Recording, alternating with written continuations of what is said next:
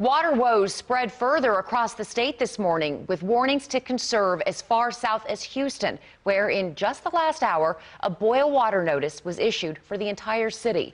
And even with the same warnings across several large parts of North Texas, too, when combined with the problem of frozen pipes, there have been few emergency water supplies available so far. So, Jason, what did you find out?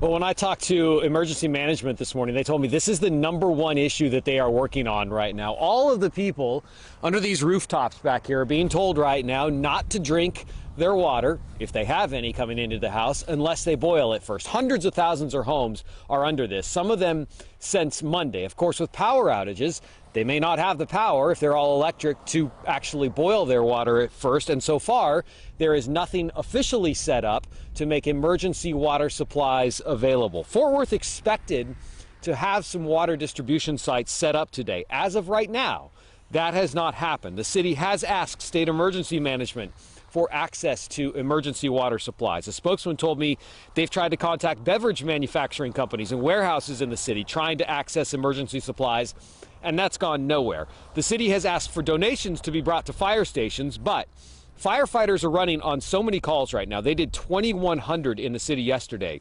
They're not entirely sure what's been donated at fire stations, if anything.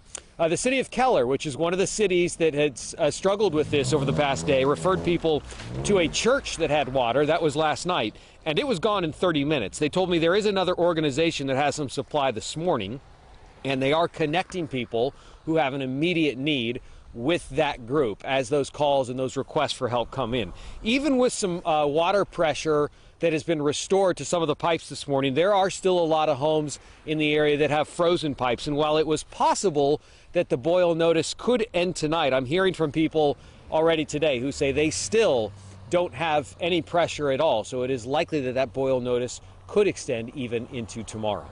In Fort Worth, Jason Allen, CBS NDFW.